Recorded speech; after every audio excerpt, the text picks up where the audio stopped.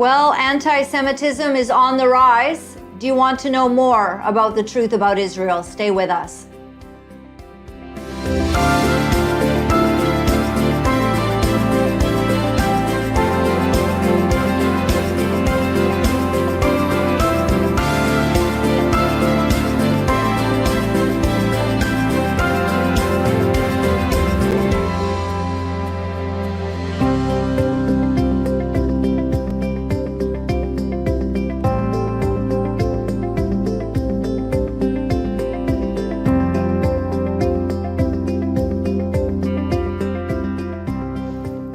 Hello everyone, welcome to the beginning of the last days. The whole world is heating up. There's wars and rumors of wars. There's famines.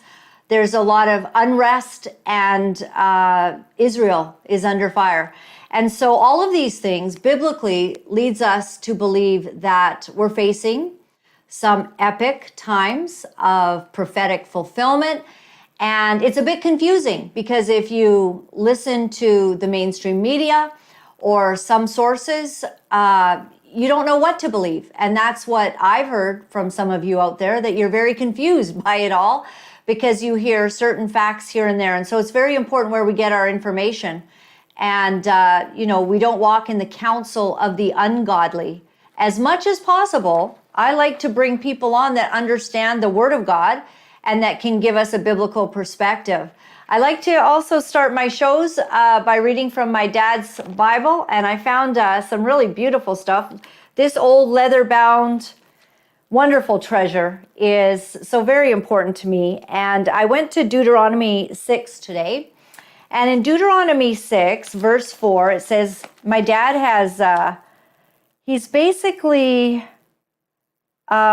he has noted all the way up to verse 14, and I'm not going to do the whole thing, but if you want to go to Deuteronomy 6 to see what God says to Israel, it says, Hear, O Israel, the Lord our God is one Lord, and thou shalt love the Lord thy God with all thine heart, and with all thy soul, and with all thy might.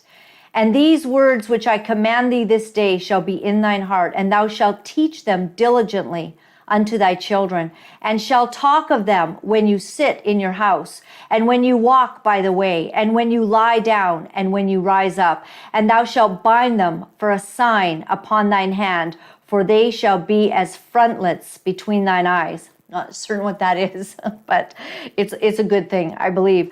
And it shall be when the Lord thy God shall have brought thee into the land which he swore unto the fathers, to Abraham, to Isaac, and to Jacob, to give thee great and goodly cities, which thou buildest not, and houses full of all good things, which thou fillest not, and wells dug, which thou diggest not, vineyards, olive trees, which thou plantest not. When thou shalt have eaten and be full, then beware lest thou forget the Lord, which brought thee forth out of the land of Egypt and the house of bondage. Thou shalt fear the Lord thy God, and serve him, and shall swear by his name.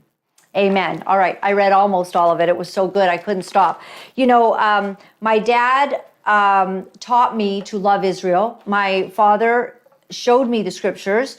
My mom and dad were ministers of the gospel, and so I was raised to trust the Bible as my main source on who I support. So in these days, when things have been very difficult to understand about what is happening there, and about if there's wrongs, if there's a genocide happening in Gaza, for instance, these things, they call Gaza, an open air prison. Different things have been said like this, and we wonder, is Netanyahu a good guy or a bad guy? Is he a good guy that has had to engage in war that has been perilous? All of these things are difficult to answer, but I believe that people that are in the know and understand it are the ones that we should rely on for our information, not these, may I just say, God-forsaken publications that produce anti-Semitism and inspire it at this hour when it should not be there. Right before we get to our guest to talk about all of those things, many of you heard that there was a shooting at Houston, Joel Osteen's Lakewood Church. And so there was a police press conference and some very staggering sort of, information is now coming out. Take a look. So approximately at 1:53 p.m., a female, approximately 30, 35 years old, entered the property on the west side here in the parking lot of Lakewood Church. She entered the building. She was armed with a long rifle and a trench coat with a backpack, accompanied by a small child, approximately 4 to 5 years old. Once she entered, at some point she began to fire. I want to compliment the off-duty officers who were working extra employment here. One TABC agent, 4 years of service, 38 years old. An HPD off-duty officer, 28 years old, 2 years of service. Both officers, officer and agent, engaged, striking the female. She's deceased here on the scene. Unfortunately, the 5-year-old kid was hit and is at critical condition at our local hospital. There was a 57-year-old man who didn't have anything to do with it, I don't think, was shot in the leg. He's seeking treatment in the hospital. So let's all pray for each and every one of them. Okay, so he called the shooter a she and said that this person was a female, but this is the release of sort of the rap sheet. And so it's a Jeffrey Escalantemarino, and he's non-Hispanic, ethnicity non-Hispanic, but he's from El Salvador. And it says female, right, JT? Yeah. So that's, but the name and white. And that looks Hispanic to me, from El Salvador, but his name is Jeffrey. So this is not a female, this is a male, so that we can all have clarity and actually use words that have meaning in today's world. This is a male named Jeffrey, who is from El Salvador. Does not appear to me to be anything other than Hispanic, right? Okay, then we'll go to the share. And so Lakewood Church shooting, AR-15 had Palestine sticker, anti-Semitic writings recovered, police say. The suspect has died. 2 were hurt in the shooting at Joel Osteen's church. A sticker saying Palestine was on the AR-15 rifle. A man, to be clear, used to open fire at celebrity pastor Joel Osteen's Lakewood Church in Houston, injuring 2, including her son, his son, I guess, if it is his son. Some anti-Semitic writings have been, there's so much falsity, you don't know what's true, do you? I mean, they already, that's the point. The police officer is referring to this person in a, politically correct manner, which completely lies to the entire world as they watch what he just wrote. Unless they were to investigate, everyone would be running around, as we did, saying that a woman burst into Lakewood Church and was shooting. Some anti-Semitic writings have been recovered, but a motive behind the Sunday afternoon shooting has not been determined. According to police, we do believe that there was a familial dispute that had taken place between his ex-husband and his ex-husband's family, some of whom are Jewish, police said. So this is the dude. Is there any chance that the woman would be named Jeffrey? That you can see, JT? The suspect, 36-year-old Janice Yvonne Marino, entered the church. So this rap sheet that you got on the other one was from the police. Okay, all of it very confusing. So now we have 2 different names too. Well, you can see if you go back. Yeah. How many names he has. Oh, he has many names. Yeah, okay, very, very confusing then. Okay, the second share then I'll put up here. Unfortunately, it does look like the child shot at Joel Osteen's Lakewood Church is not expected to survive.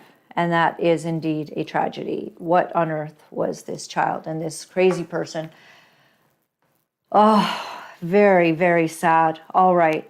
Well, so many things have happened. Right before we go into our interview with Pastor Giulio Gabeli, recently returned from Israel just a few days ago, and he has the latest on what's going on, and he was able to meet with and see some of the places that Hamas wielded their vicious and psychotic attack in Israel.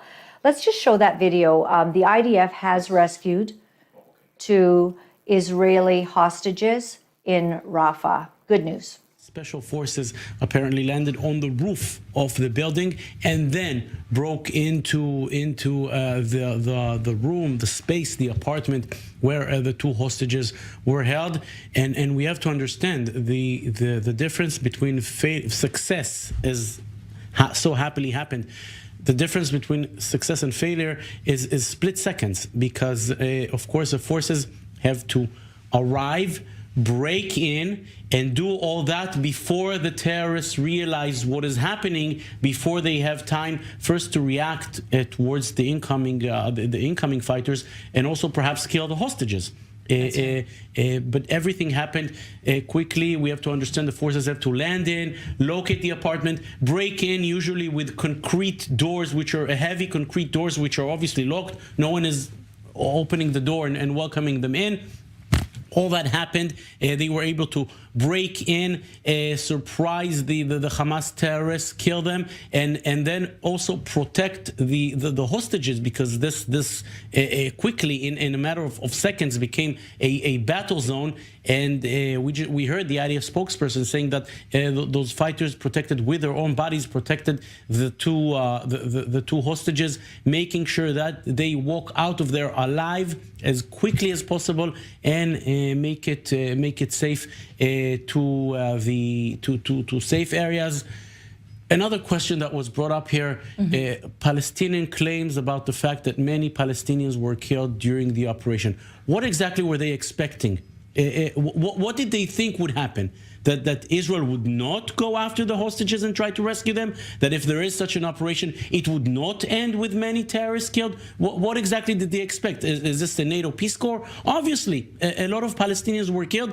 These are not exactly Mother Teresa that was killed. These are terrorists involved in kidnapping, involved in the worst possible things. And yes, they were killed. If the Palestinians, if Hamas wants to raise the claims to the world, go ahead. 100%. That is great, fantastic news.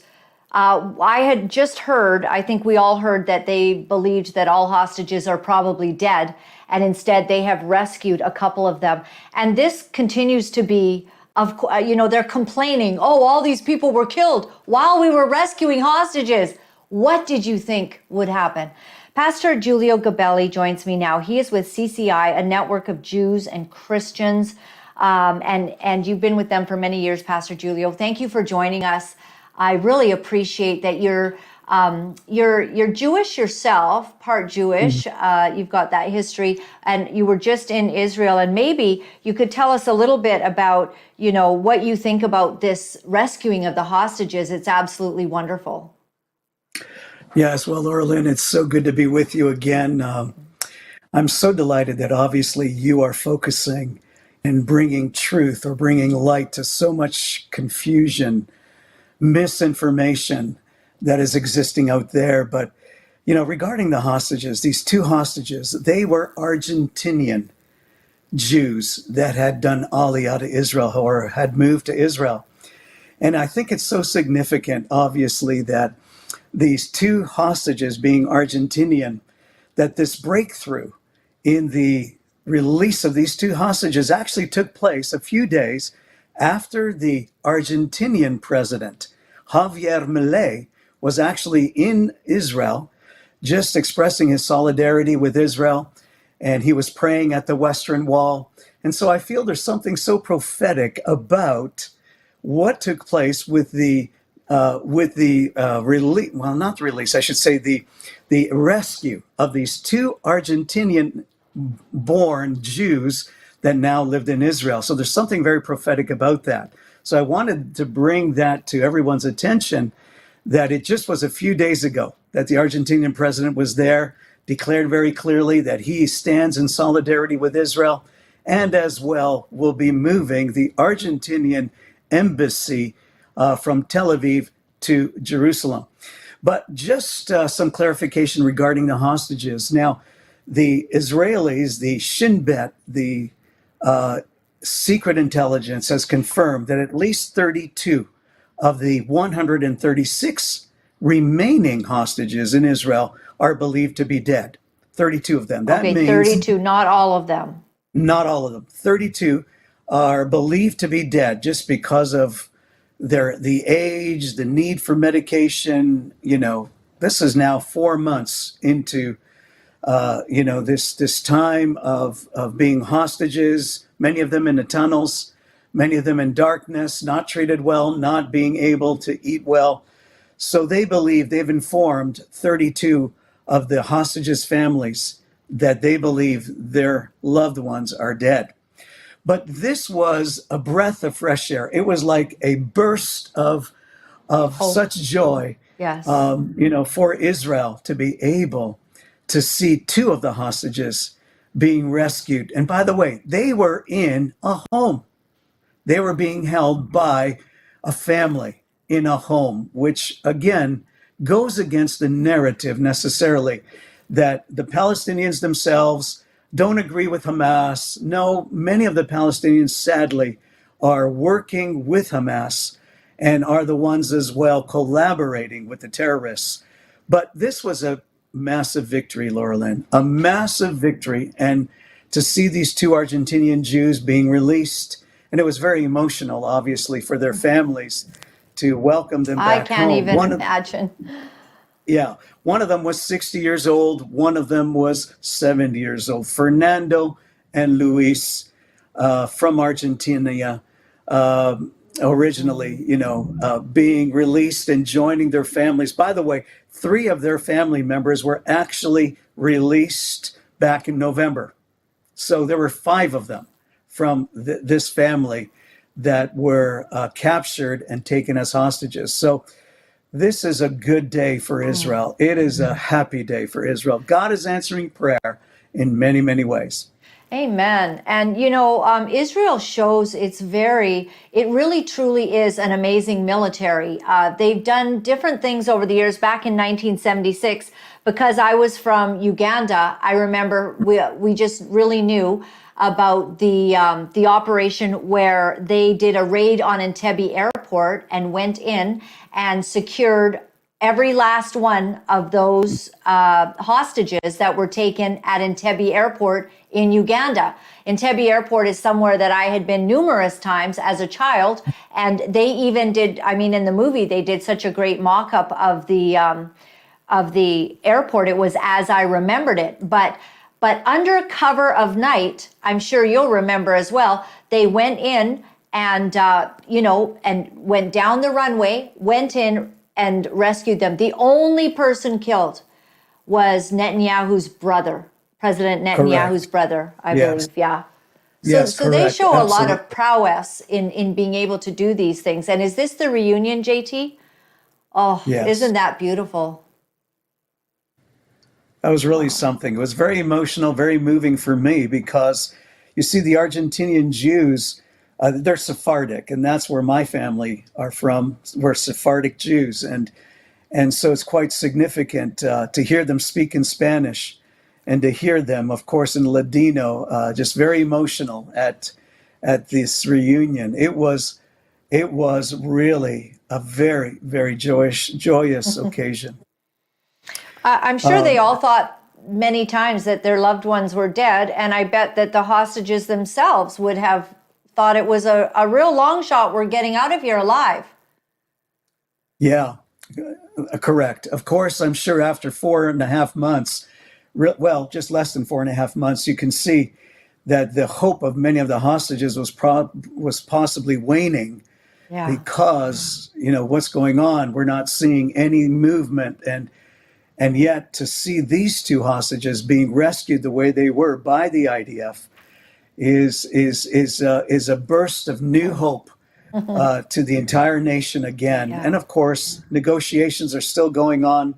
There's a lot of pressure in Israel right now. The hostage families are pressuring the Israeli government, the nations of the world, even President Biden and the American administration is putting a lot of pressure on the Israelis to somehow agree to a ceasefire that would allow all of these hostages to be released. But they all fail to recognize that Israel knows that if they would acquiesce to a ceasefire, a number of months of ceasefire, it would just allow Hamas to regroup and to rearm itself and to re-entrench itself again. And they're going to have to go back in again and do this. And so the Israelis have made it very, very clear that there are two objectives that they want to accomplish.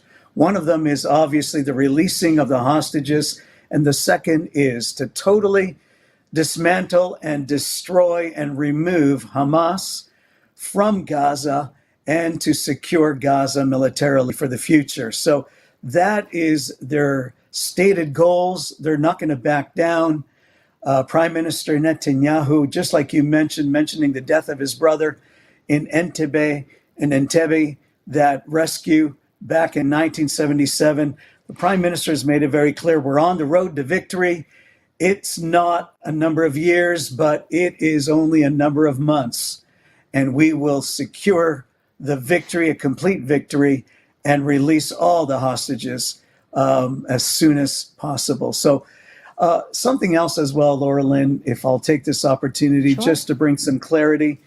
The initial newsreel that you showed from I-24 News, interestingly, that many of the numbers that are being released of Palestinian casualties, the Palestinians and Hamas obviously does not reveal that thousands and thousands and thousands of those casualties actually were Hamas militants that were dressed as civilians. So they're just simply saying civilians. But, a good 13 to 14,000 of them are actually Hamas militants that were killed by the IDF, whether it was through airstrikes or through IDF ground operations. And so, again, trusting the numbers and trusting the figures that Hamas is giving, they're trying to deceive the world and say that it is so many women and children dying and it's so many civilians, but half of those numbers are actually Hamas militants that were not dressed in military fatigues, but were actually dressed as civilians fighting back or fighting the IDF soldiers. So that needs to be clearly expressed so that the world would understand what Israel is actually doing. Well, we can't believe a word that Hamas says. Remember when the hospital garage was, it was the parking lot that was bombed. Hamas immediately released word, the IDF, they've shot the hospital, 500 people are dead. None of that was true. And they, someone else from the the Islamic Relief or Islamic the jihadis, had bombed the hospital. You can't believe a word that Hamas says, obviously, right? Correct, absolutely. And just going back to what you shared about the Shifa hospital there, interestingly, it was the Islamic Jihad Brotherhood that had misfired a rocket. Immediately they accused Israel. It was an airstrike from Israel. Over 500, as you said, have been killed.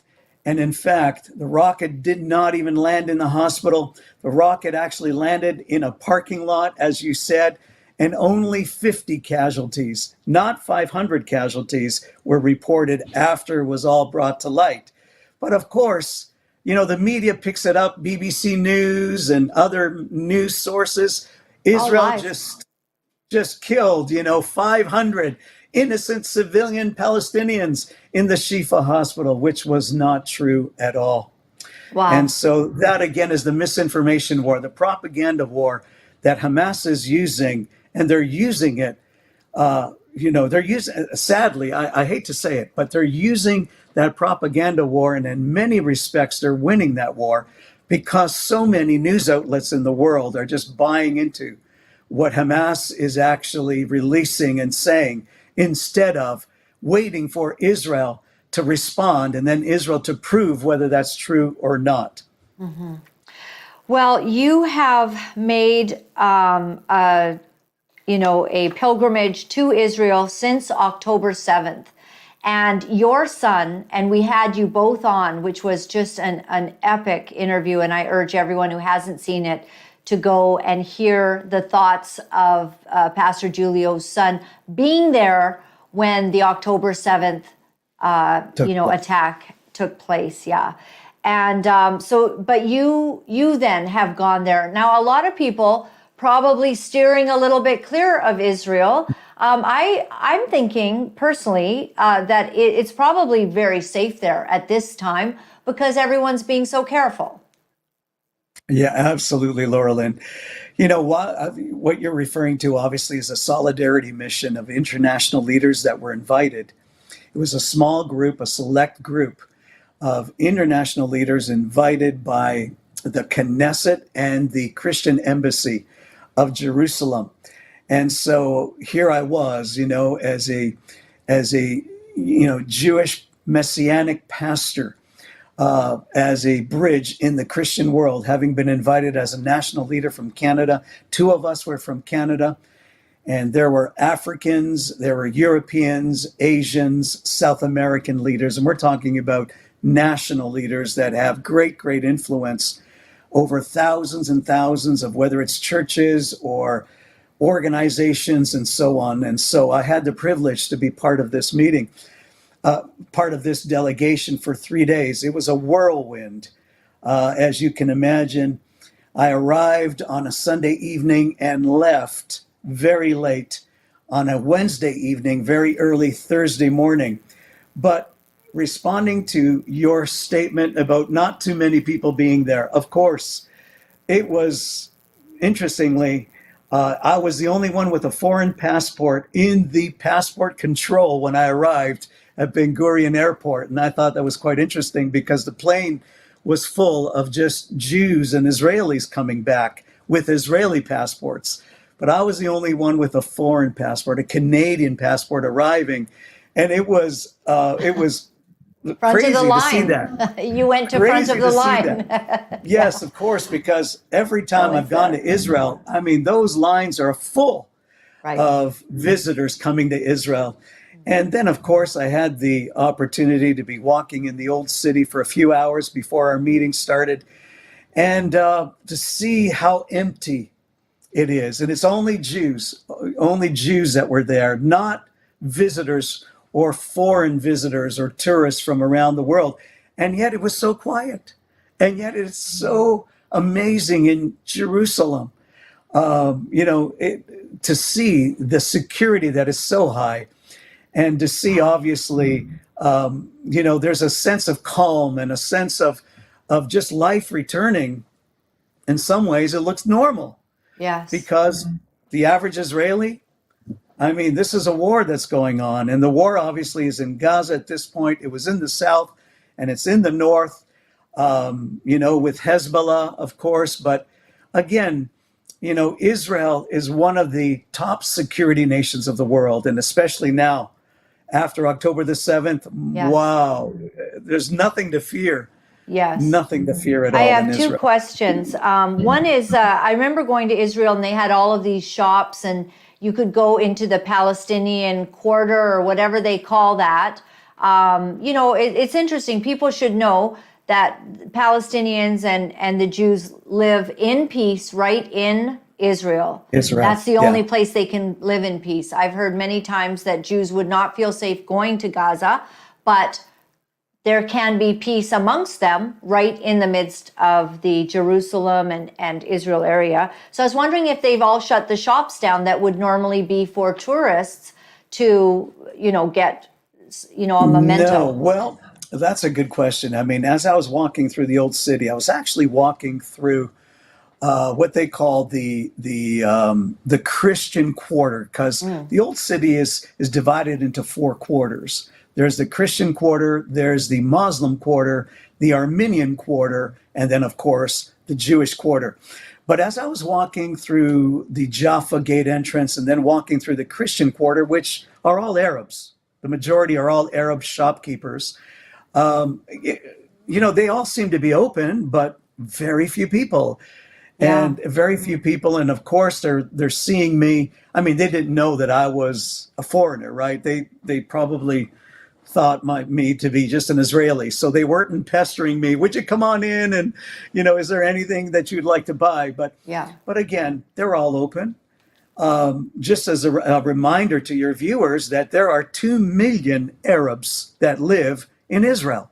2 million out of the basically out of the 9.5 million people that live, almost 10 million people that live in Israel, 2 million of them are Arabs. Wow. And so they're living in Israel. Many of them really consider themselves as Arab Israelis. And they are fully supportive of the Jewish state of Israel.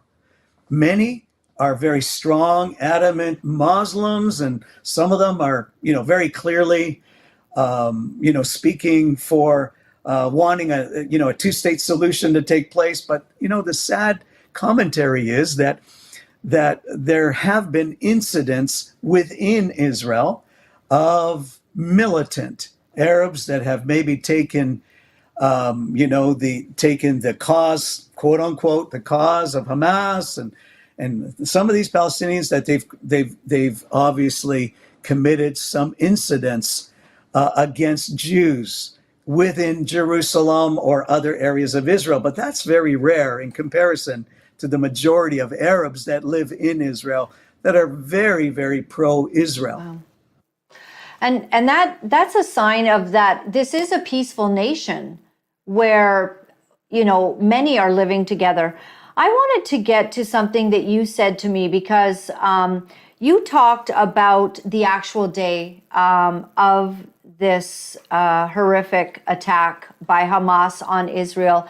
You had been there, you spoke to some, and you've already stated that Israel is such a safe place that their security is bar none. And yet this atrocious attack was able to take place. And you said to me something, and I wonder if you could expand on it, that one thing was they did not expect that the Palestinians would not care about their own people because, of course, they must have known that retribution would be coming. Could you expand on that?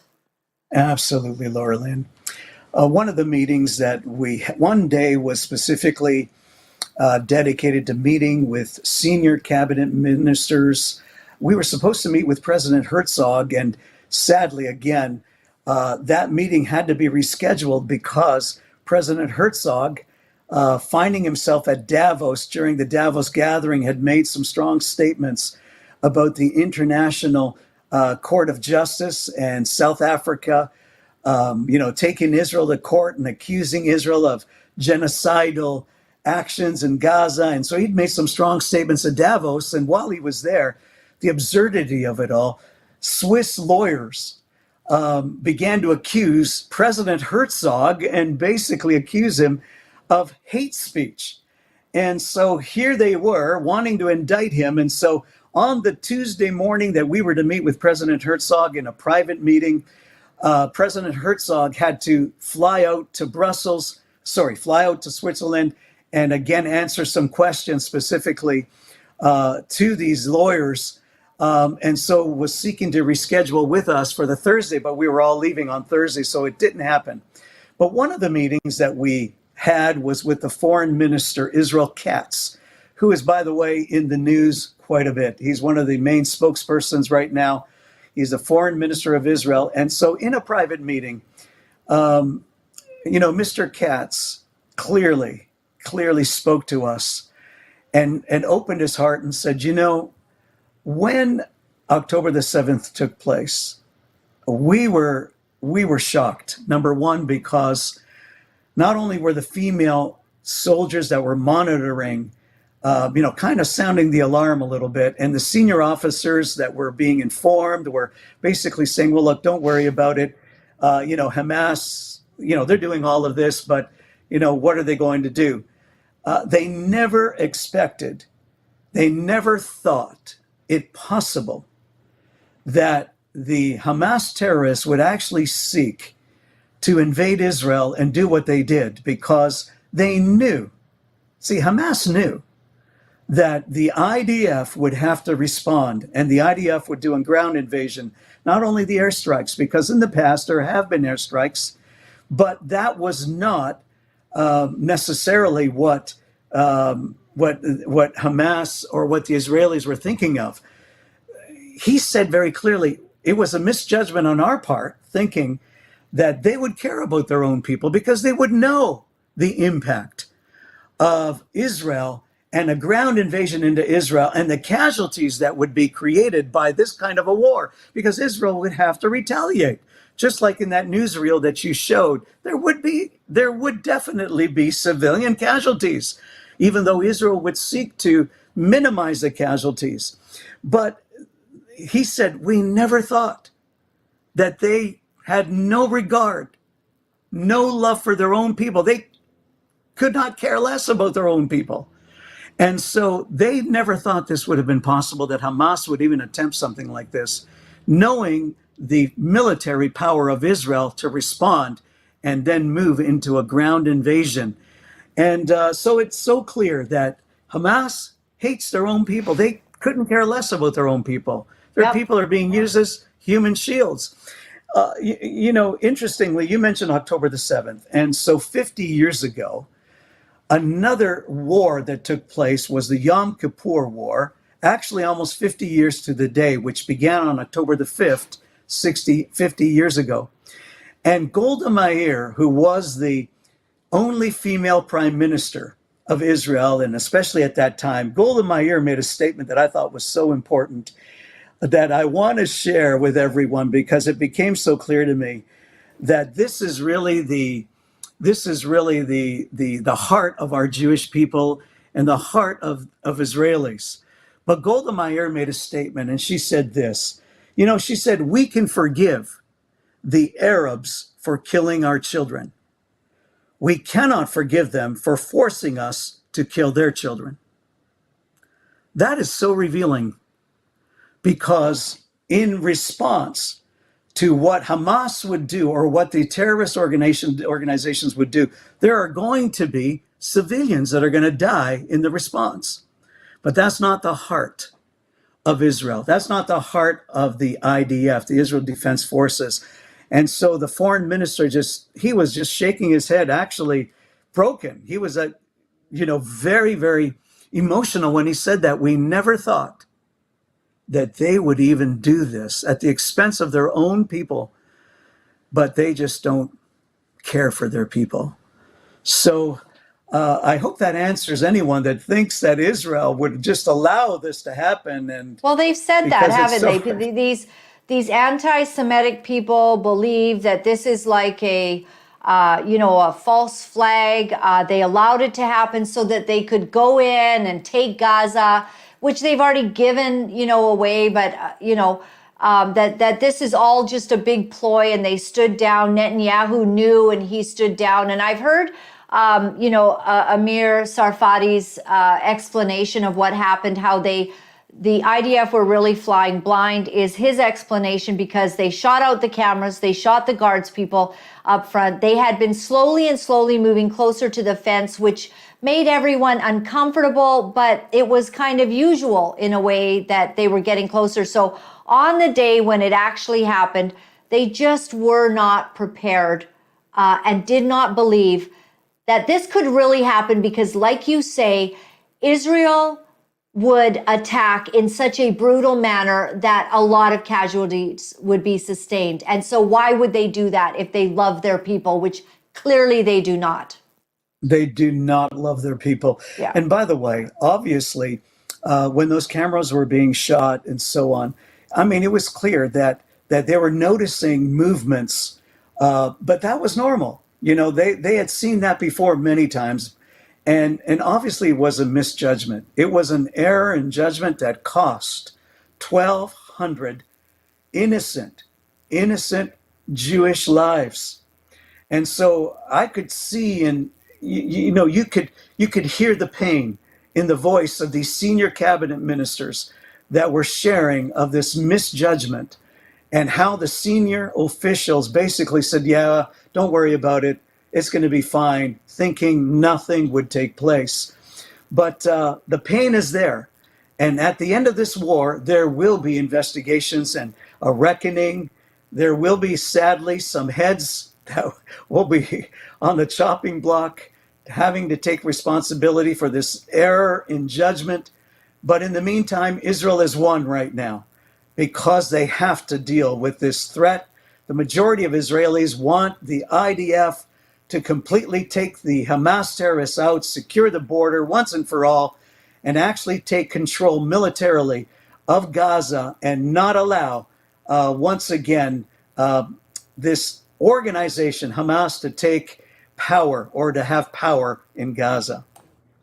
Well, we see a lot, one of the things regarding Joe Biden, I don't know if we can we did see some support by America for Netanyahu as, closer to when this invasion happened. But Biden has reportedly behind the scenes not been as kind, speaking of Netanyahu, and they didn't want them to go into where they've just rescued these two hostages.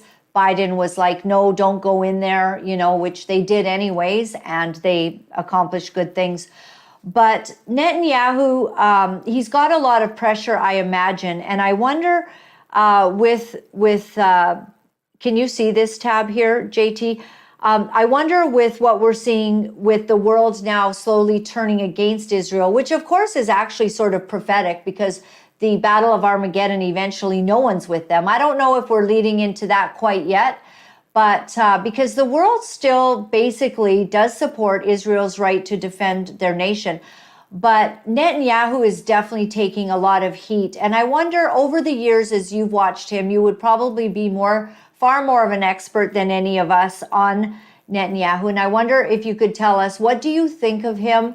And because I have defended him, and I personally I just really like him. I've watched a lot of his interviews, and I think he always talks about, having strategies that protect civilians. And I've really admired that about him. Yeah, Laura-Lynn, I just want to affirm what you said about Netanyahu. Obviously, he really is the man for the hour. He is the man that I believe has the greatest wisdom, the greatest ability as well to articulate and communicate. I mean, his English is perfect. Netanyahu is a strong leader, and that's what Israel needed at this time. I know some people refer to him as being very hawkish in nature. He's a strong leader. He's made it very clear that he will not allow, Iran. He's made some strong comments through the years. He's not been afraid to mince his words about Israel and Israel's right to defend herself against her enemies. And sadly, Biden has, let's face it, the Americans are the key players in the region. It's the Americans, obviously, that play the greatest role in influence, but Netanyahu is a man of great conviction.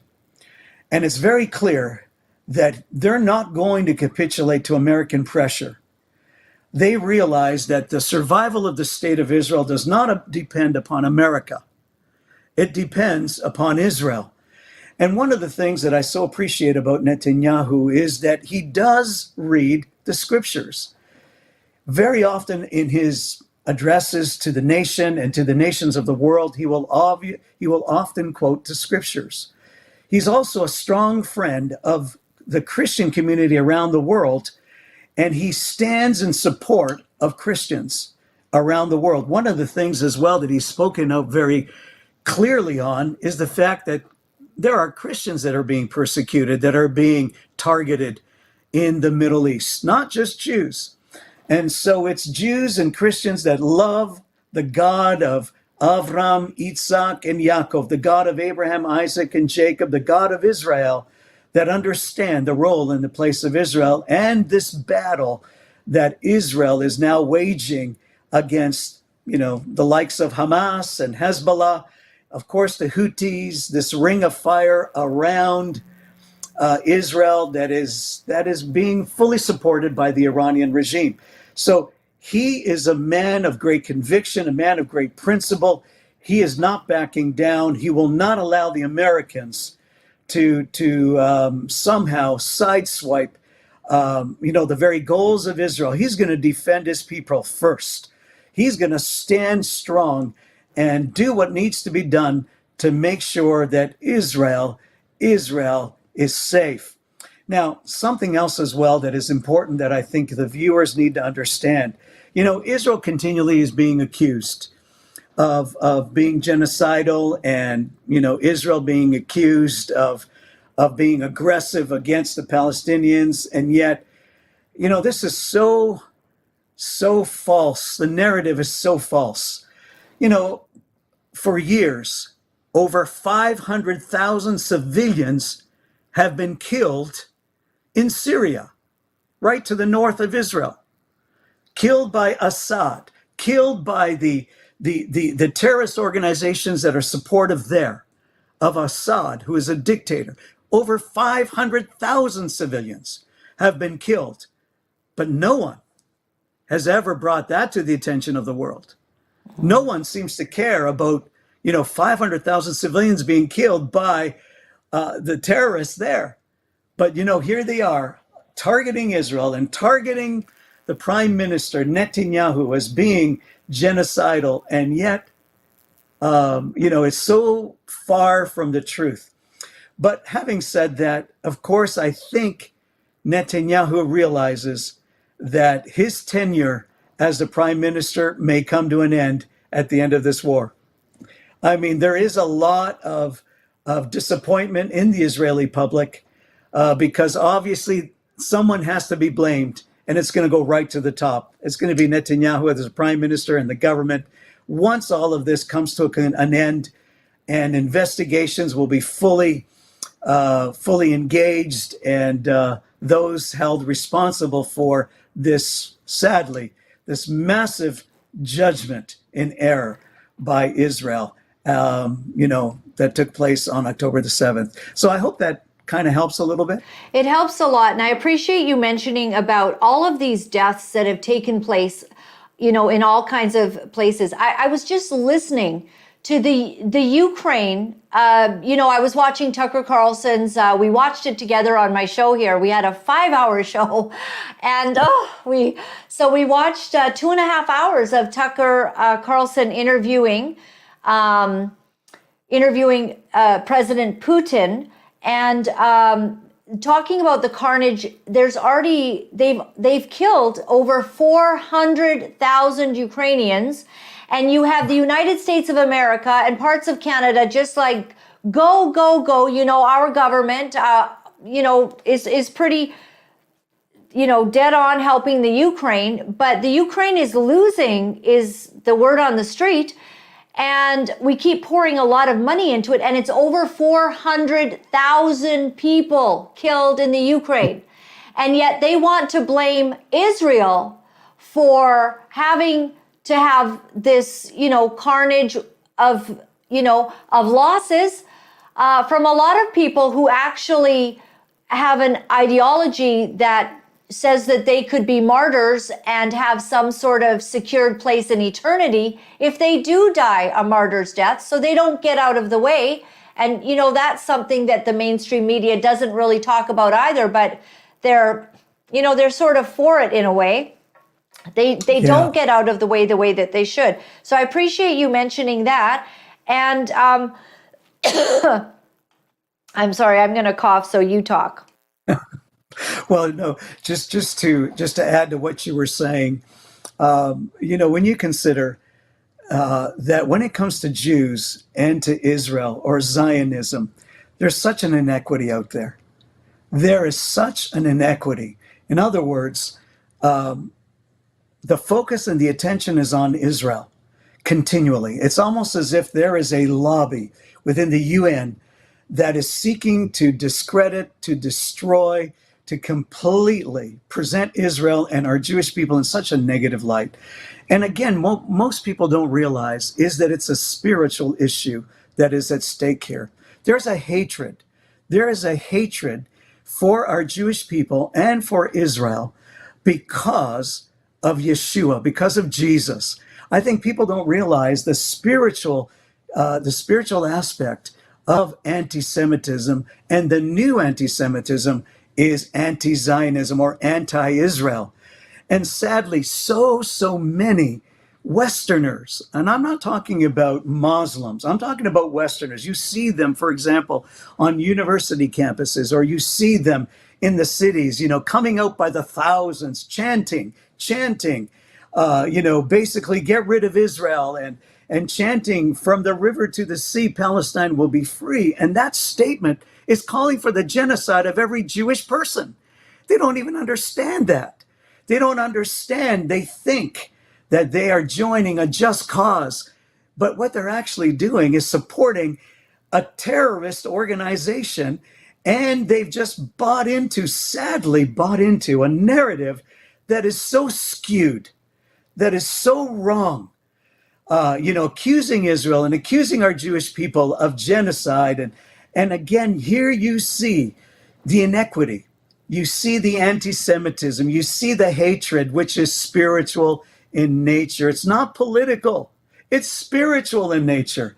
And this is why we're seeing this right across the world, especially in the Western nations of the world, where so many non-Arab, non-Muslim people are joining in, thinking we need to stand, but it's just a spiritual deception without really knowing what's going on there in the very land itself in the Middle East.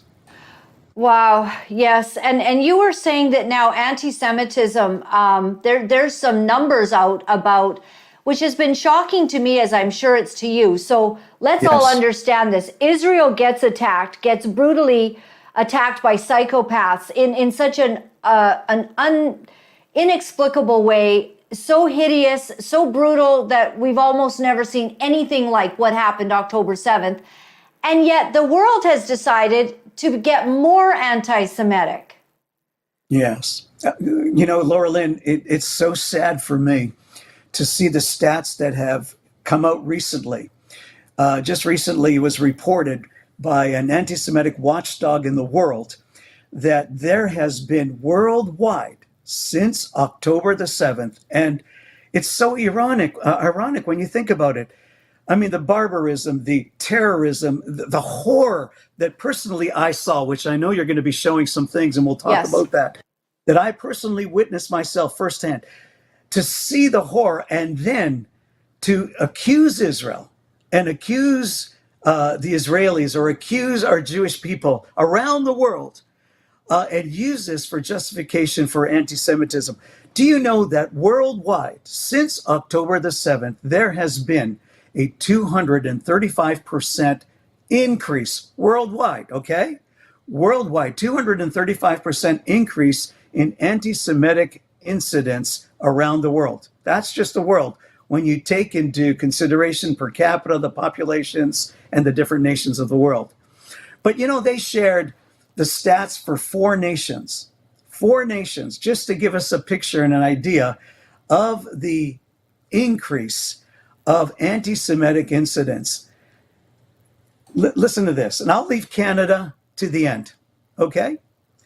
But, for example, in the USA, there have been 337% increase of anti-Semitic incidents since October the 7th.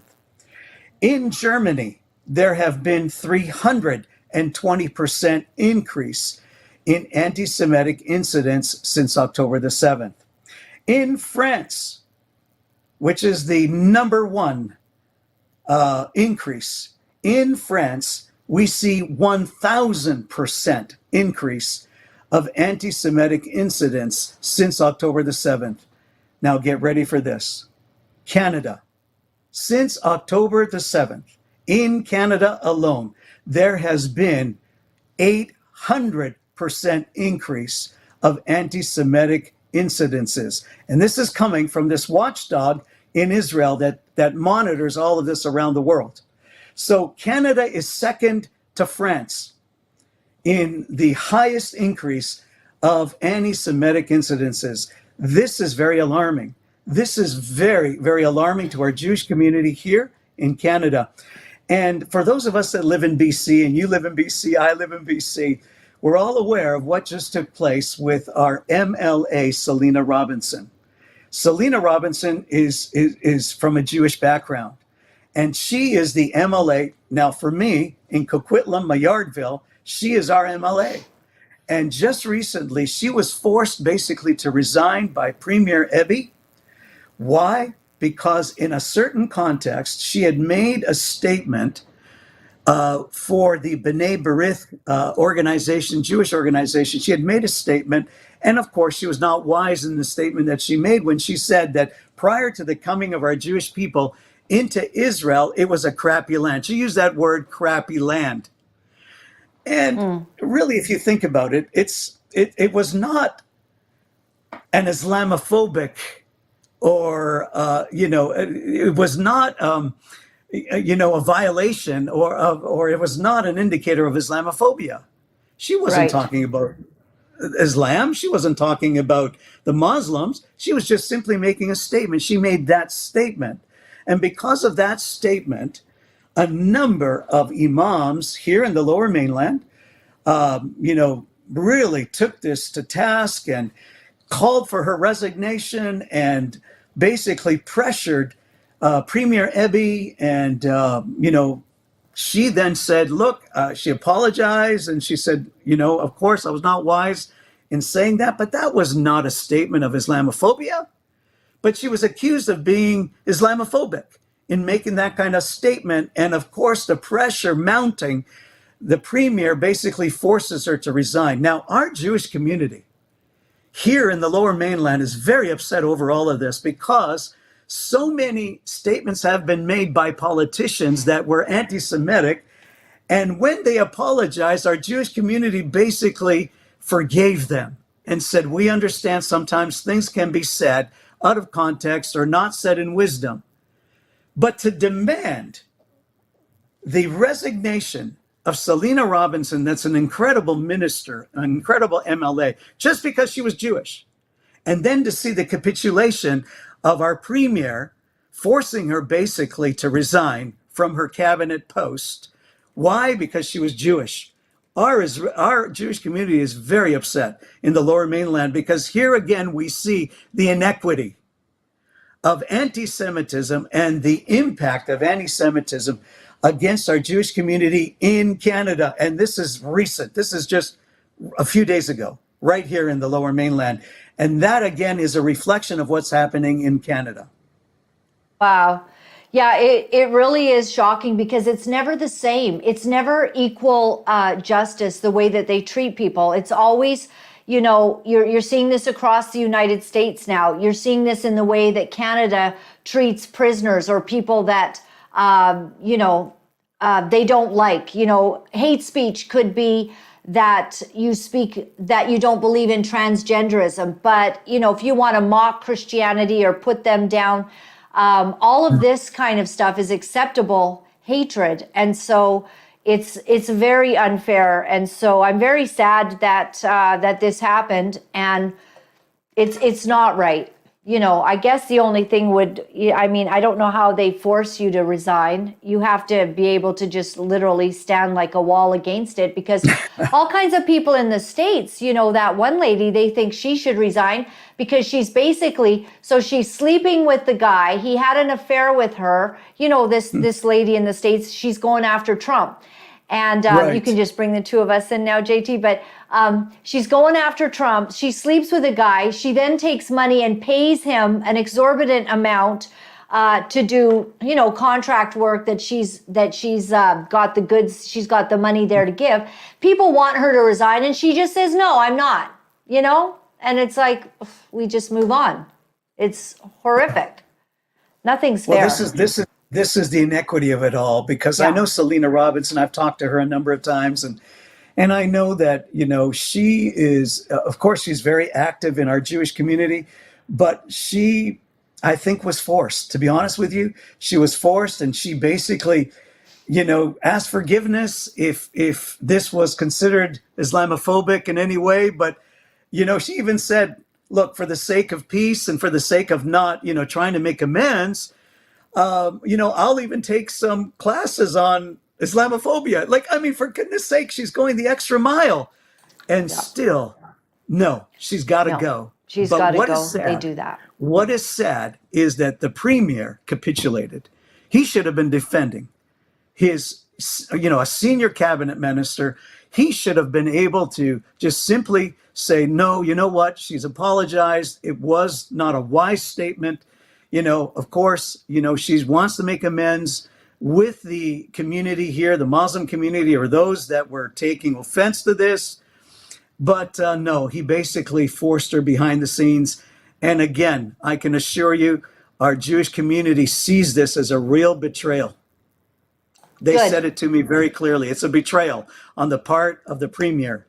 And I was just with the premier in the month of December. Can you imagine? I was just with the premier at a special Hanukkah celebration for our Jewish communities, political leaders and faith community leaders together, as we lit the Hanukkahs, the lights, and lit the 9-stem candelabra, and he was there, and all the politicians of name and renown in BC were there, and here he was, speaking so proudly of the fact that his government is standing against anti-Semitism and standing for our Jewish people. Can you imagine that? And basically, a month and a half later, 2 months later, he capitulates It's under the not pressure. fair. It's not fair. And we certainly forgive Selena for anything. When you say something in a way you wish you shouldn't, this in no way seems like this should have happened to her at all. And it's so wrong.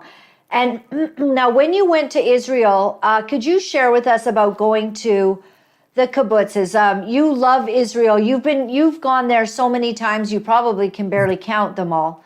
And this was, I guess, a very emotional journey to a kibbutz. Yes. That they actually, that this is where the Hamas soldiers had come in. Absolutely, Laura-Lynn. As your viewers are watching footage that I took personally of what was taking place, this was Kfar Aza, or kibbutz, which very simply, Kfar means village. Aza is the village of Aza. It was the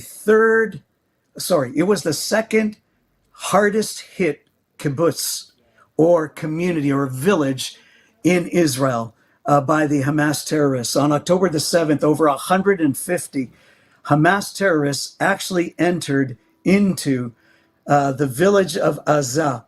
They murdered 72 Israelis. They murdered, and the majority of these Israelis in Kfar Aza were younger people. They were young men and young women, young families that were murdered. And then they took hostage eight from this village of Kfar Aza. One of them was actually killed by the Israelis by accident. Some of you may remember that at one point, 3 Israeli hostages were running because they had either been released or they had escaped. And the IDF did not realize, because they were dressed like civilian Palestinians and Hamas militants, that they ended up shooting them by mistake. And one of them was actually from this village of Kfar Aza. And of course, Hamas is responsible for his death, not Israel. And of course, the IDF had to weep, really, in killing 3 of the hostages that were coming towards them, thinking that they were Hamas terrorists, just like the terrorists would just appear from nowhere and start running towards them. And so it's so sad to see.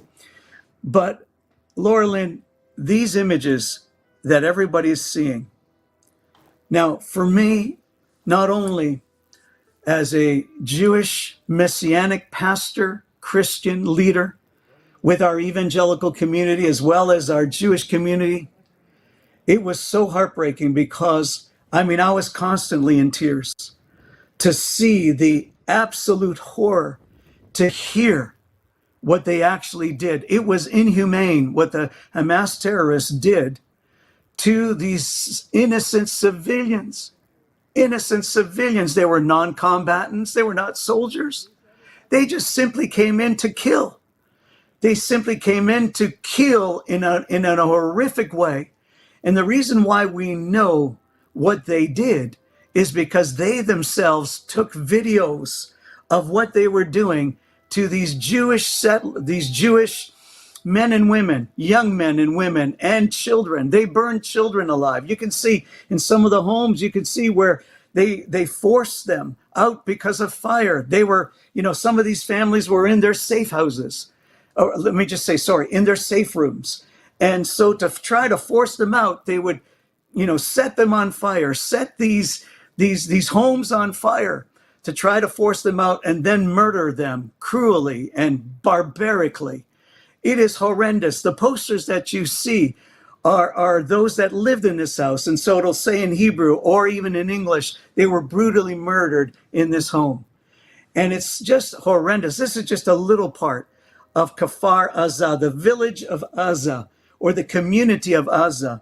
In fact, in this community was the mayor of the Shara Negev region. His name was Ophir. Ophir actually was killed trying to defend. He was one of the first casualties on October the 7th as he came out to defend, because these terrorists had come in. They had breached the actual wall. They had breached the actual fence of barbed wires and fencing.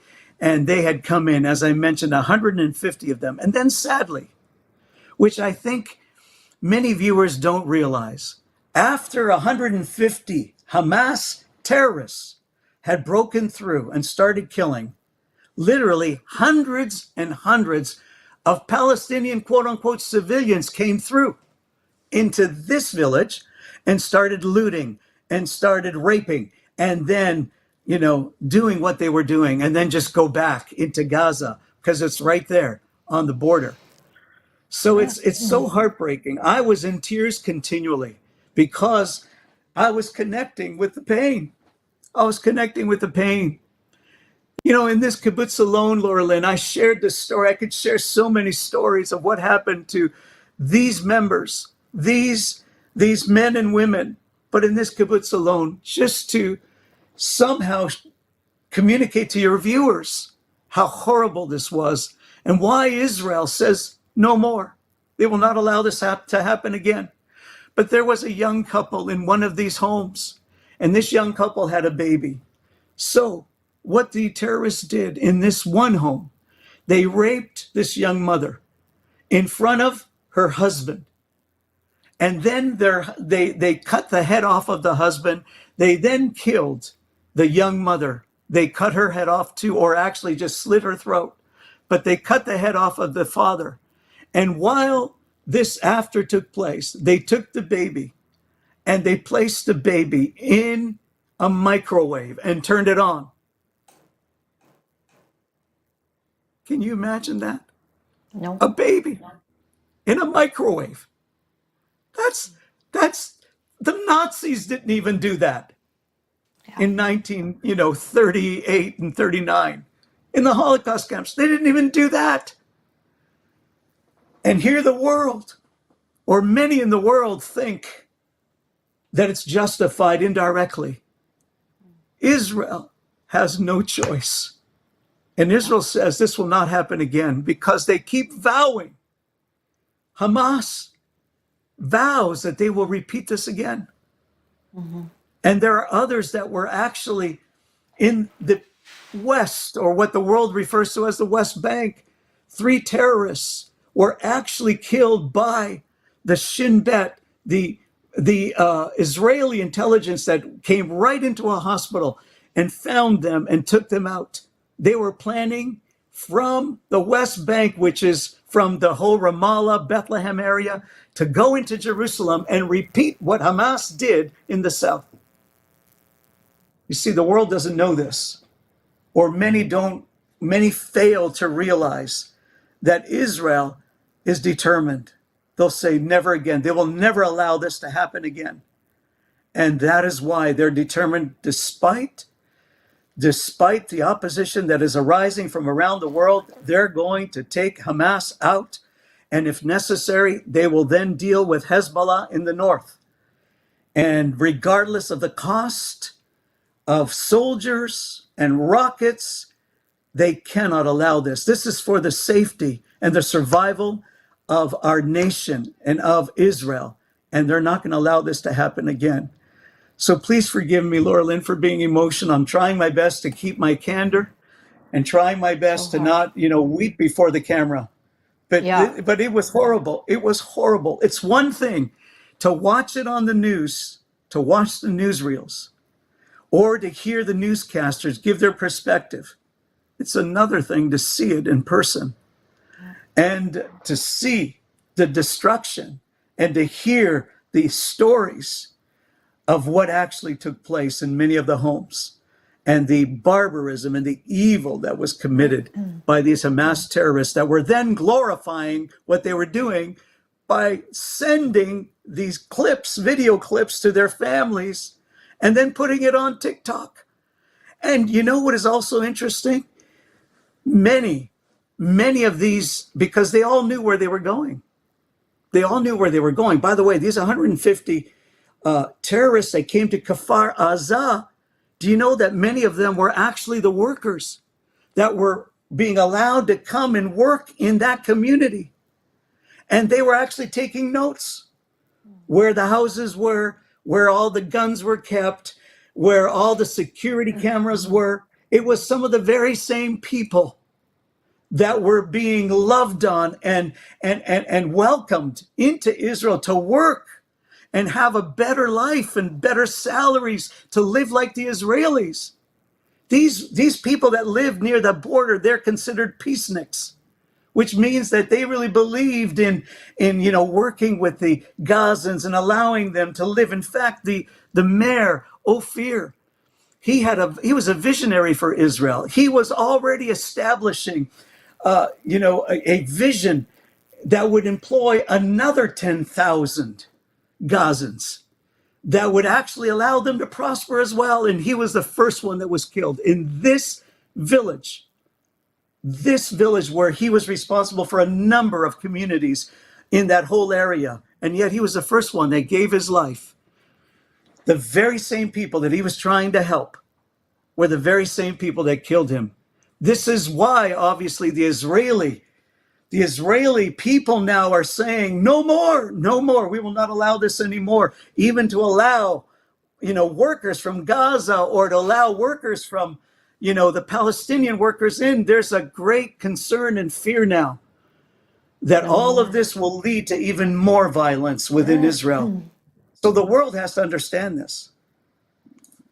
And I think that by stories like yours, it does help them to be, for people to understand, because we even have an interview with a Jewish person that said, basically, they just don't know if they can believe all of the horrific stories. Like, they're just so bad that you almost, can't believe it. And we have not been able to air that yet, because I was in such shock that a Jewish person who lives and is being persecuted for being Jewish, with this growth in anti-Semitism, is basically so completely unable. It is so heinous that it almost seems like, who would do this?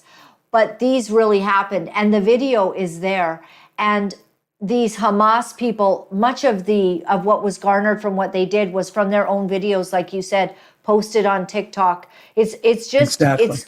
it's too brutal to understand. It's so satanic, it's so evil. And so we stand 100% with the Jewish people. And I know that if I were living there, I would want the government, the soldiers, the military, to make sure that every last Hamas sociopathic, psychopathic militant has been taken care of, because they're not well. They're barely human. I don't understand what has happened to them, that they would do this. It's beyond understanding.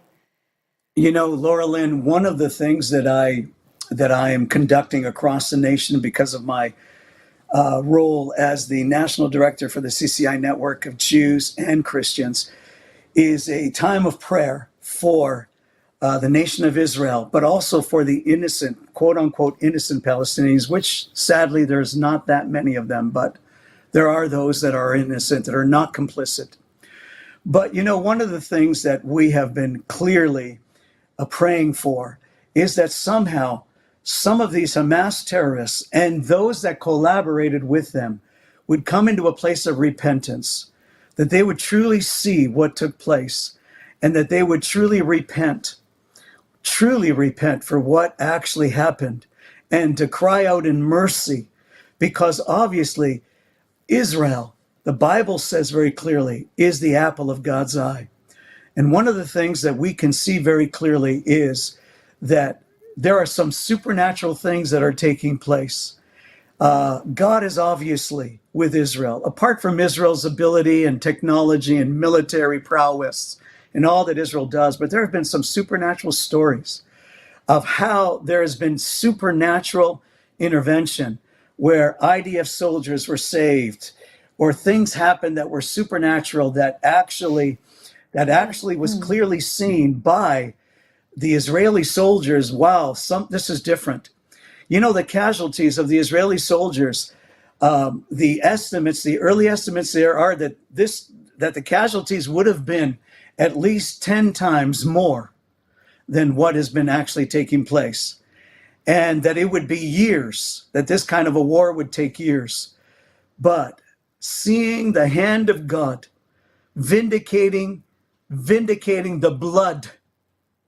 And maybe some of your viewers may not understand this language, but the blood that is crying out from the ground, the blood that stained the ground of innocent Israelis, civilians, mothers and fathers and children being burned alive, and babies, and the innocent blood that was shed, staining the ground, that blood is crying out to God today.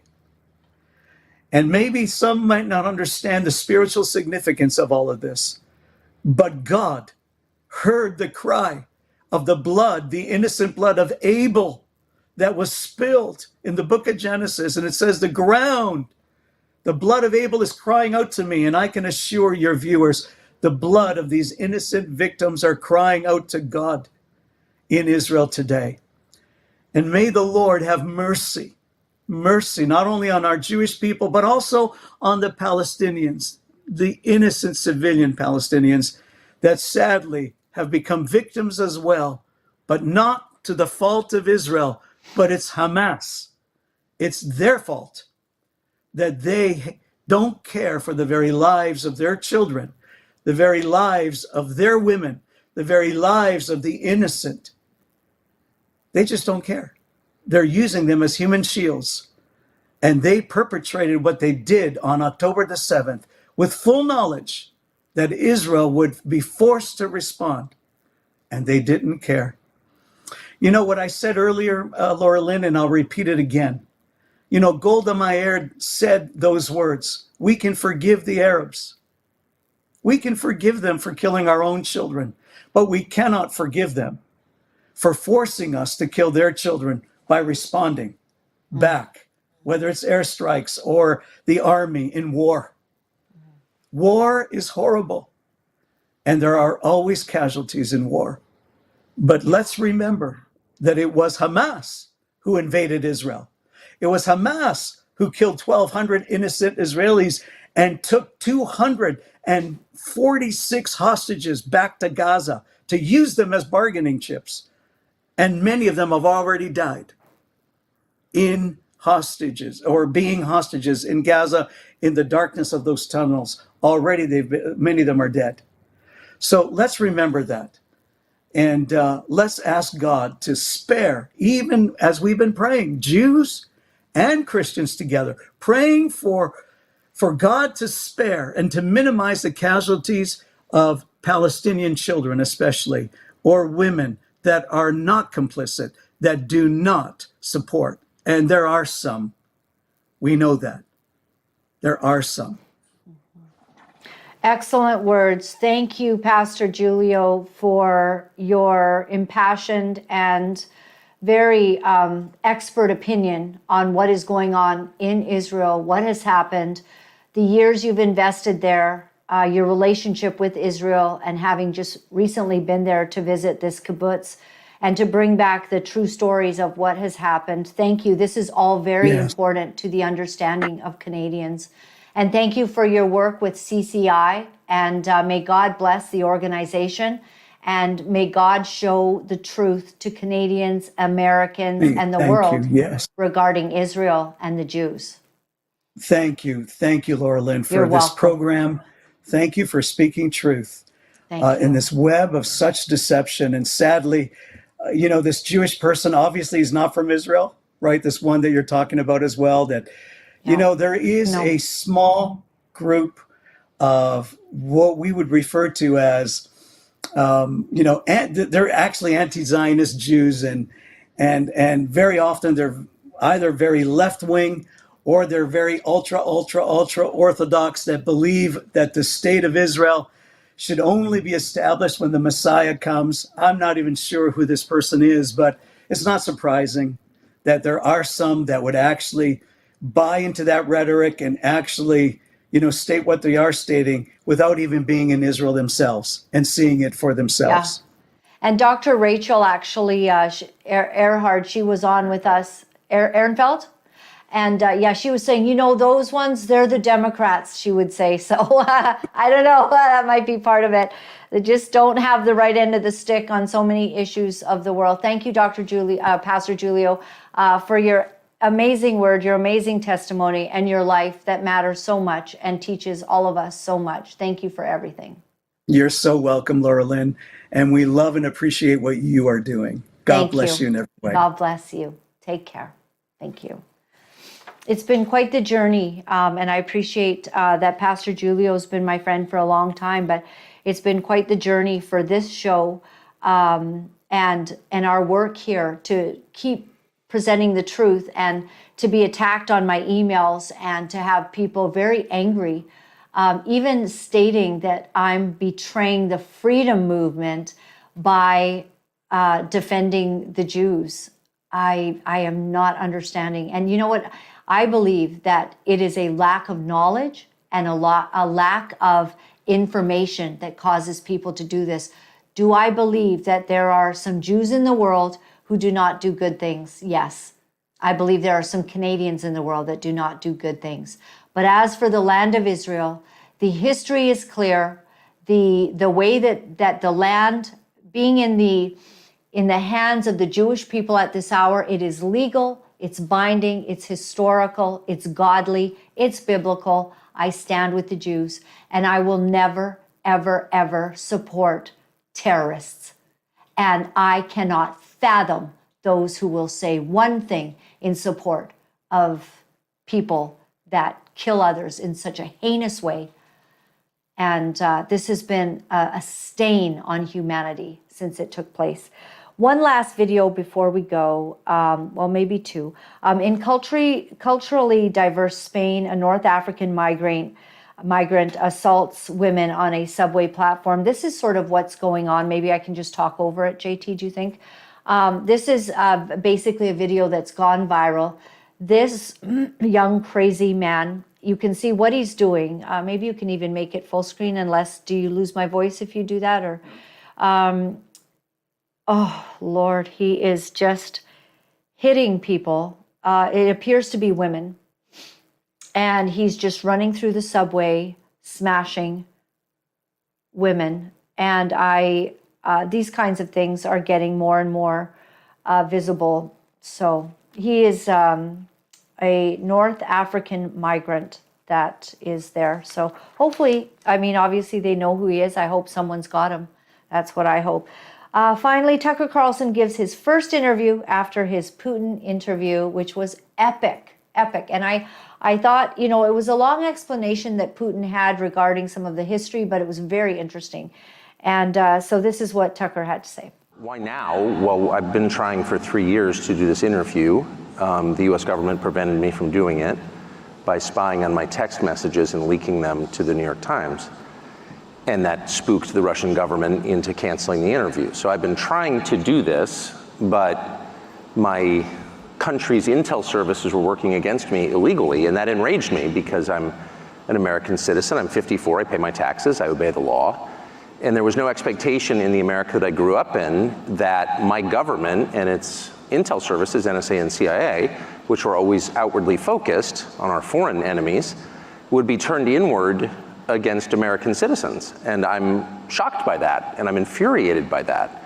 And so once I discovered that that was happening, and I confirmed it was happening, and they admitted that they did it, then I was totally determined, monomaniacally dedicated to doing this interview, not simply because I want to know what Vladimir Putin is like and what he thinks about a war that is resetting the world and really gravely damaging my country's economy, but also because they told me I couldn't on the basis of illegitimate means and for no really clearly stated justification. And I thought that can't stand. I want to live in a free country. I was born in one.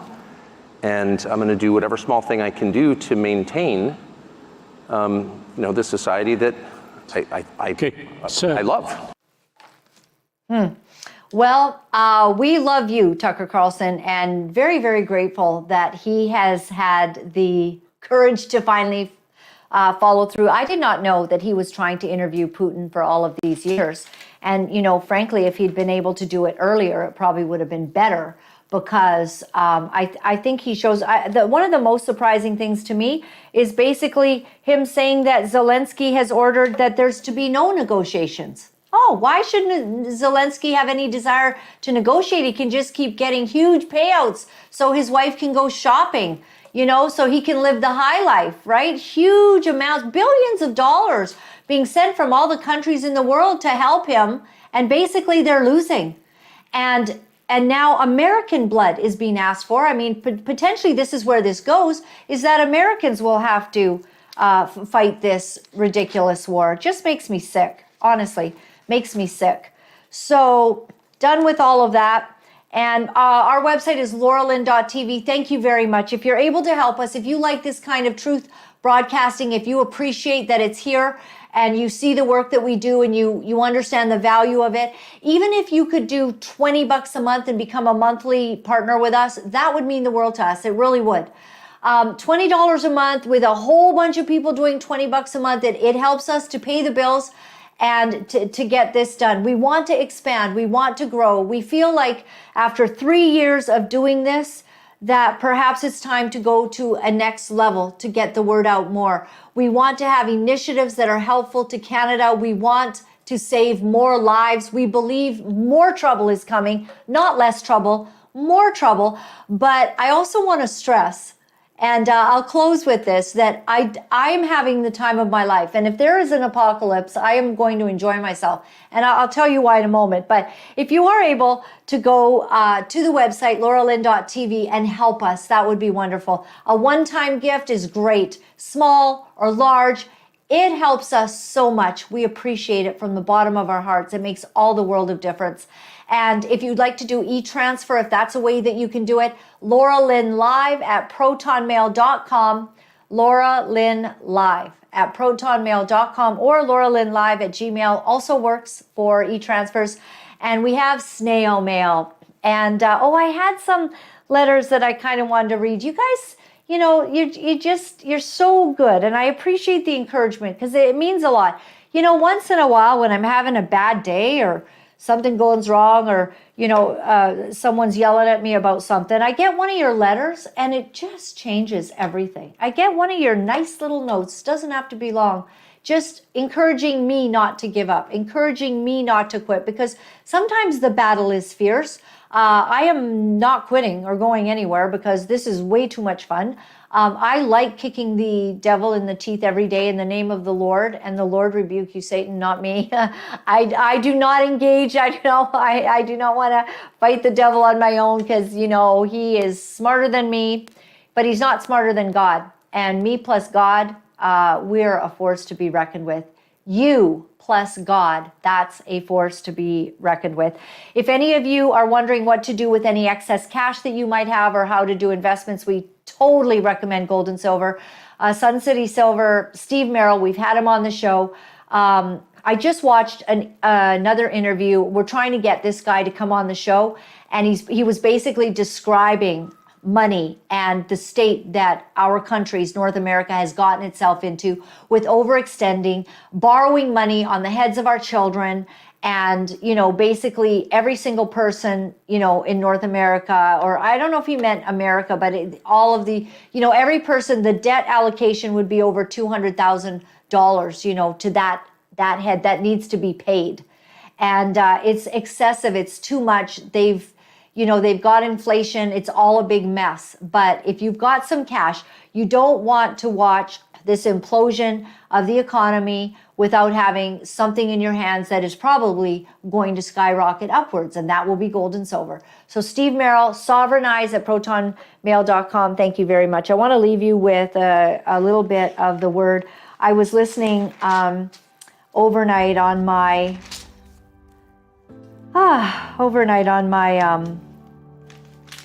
I go to BibleGateway.com, and you can literally play the Bible in your ear all night. JT enjoys now that I do it, not out loud. All right, so in 1 Corinthians 7, verse 17, it says this. Nevertheless, each person should live as a believer in whatever situation the Lord has assigned to them, just as God has called them. It is so important that we understand that we have an assignment. When God created you in your mother's womb, before he even formed you, he knew who you were. He had an assignment for you. Do you know what my fear is? My fear is that God had an incredible plan and I miss it because I'm too busy, too distracted, too disobedient, too ornery. My dad used to like that word, ornery. Too disobedient, too proud, that I miss the assignment. This scripture is saying, live as a believer in whatever situation the Lord has assigned to you. What is your assignment? Get on board with it because the time is short. We're seeing epic things happen, but I got a feeling that all the scriptures, how we are intended to be the head and not the tail, that we are above, we are not beneath, that we are victors, that we overcome by the blood of the Lamb, by the word of our testimony, that the blood of Jesus Christ, which paid the highest price, the debt, all the debt of our sin is completely paid for, so that what?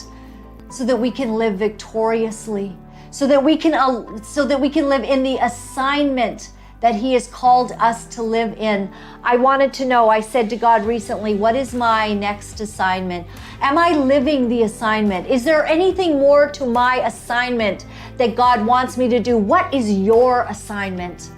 Have you thought about it? Are you committed to it? Are you willing to pay the price, whatever that is, to live in the assignment, the destiny God has for you? When he created you, he didn't just have nothing in mind. He is like a master craftsman. He ordains lives to be full of the exact right amount of intelligence, the exact right amount of good looks, the exact right amount of creativity, of humor. And maybe you're just a pill, right? Maybe you're just a pain in the butt. Well, listen, get rid of that. That's not the fruit of the Spirit. You got to work on that just a little bit. But when you begin to give your life over to God, he sets you into the right place. When you ask him, he is faithful to do it. Our biggest problem is that we do not ask him. We do not ask him to set us into the right pathway. We're too busy, aren't we? Oh, so distracted. What's on my phone? I'll get right to you, Lord. I just got to see what's on my Twitter account. And somebody's texting me. Oh, I got a signal. Oh, I got a WhatsApp. Oh, I got a messenger on Facebook. I got to look at that. When all the while God is saying, I called you to do something great. And I got to tell you something. I want my assignment to be spectacular. And I want every little ounce of it to be lived out to its fullest extent. I have faith for that. And I pray that you do for yourself as well. God bless. See you tomorrow. You know, it's not easy to deliver the truth of what our sick world is doing, but for some of us, we feel that we have no choice. Because if we are silent about these abominable things, then we are letting evil go unchecked, and we cannot do that. For those of you wonderful people who are writing me and are sharing your encouragement, I am deeply grateful. Thank you for all the letters that you've been sending. Thank you for the donations and the support. I found out that in order to speak the truth, you have to become very, very strong. If you would go to my website at www.laura-lynn.tv, you'll find all of the ways that you can contact me. Remember, my friends, all is well. All is well. Thanks for joining me.